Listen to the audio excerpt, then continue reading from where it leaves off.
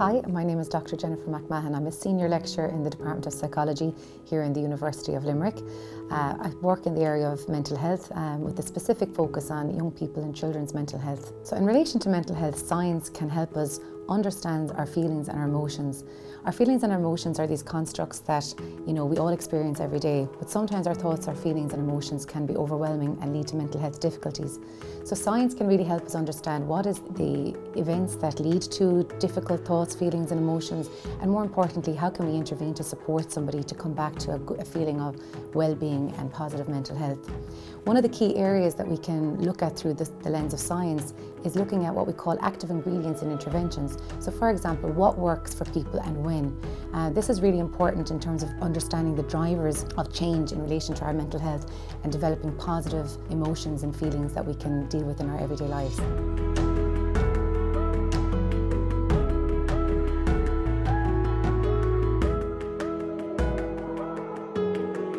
For example, with genetics, we know that there is a genetic component to many mental health issues, for example, depression.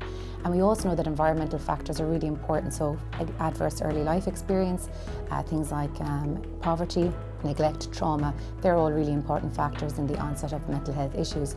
However, we need to broaden our understanding of what contributes to mental health issues and include other factors such as intrapersonal factors or interpersonal factors as well.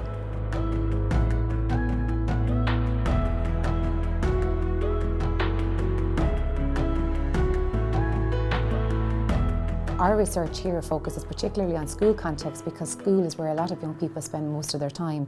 So an example of the research that we do is a programme called MyPsy, which is short for My Psychology, or Mental Health and Wellbeing in Youth through Psychological Science. So this is a programme of research funded by Science Foundation Ireland that brings together key stakeholders and collaborators to design and develop a 12-week programme that can be delivered in schools to promote mental health and well-being in adolescents, particularly transition year students.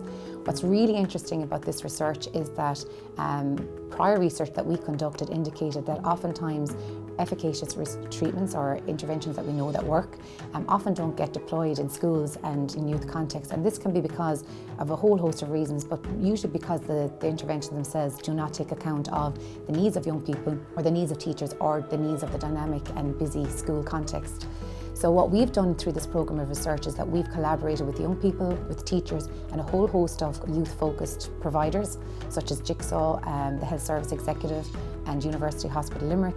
We're also a key partner with the Limerick and Clare Education and Training Board and the Junior Health Sciences Academy here in UL to design and develop this really innovative programme that we can deploy in schools. It's currently being rolled out in 5 pilot schools at the moment, and we're working with the young people to assess the effect of that programme and also to kind of redesign it for scaling it up in the future.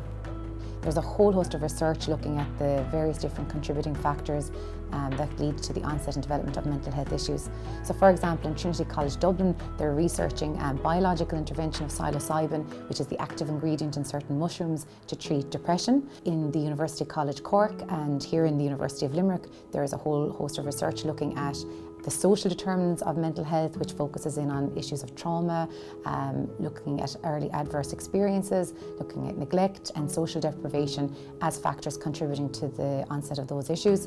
And in the research lab that I direct, the School, Child and Youth Mental Health and Research Lab, we're really interested in the onset and development of mental health issues in children and young people. In particular, adolescence is a key developmental stage for the onset and development of mental health issues, and we know that early intervention is critical at this period to prevent poor outcomes later on in adulthood.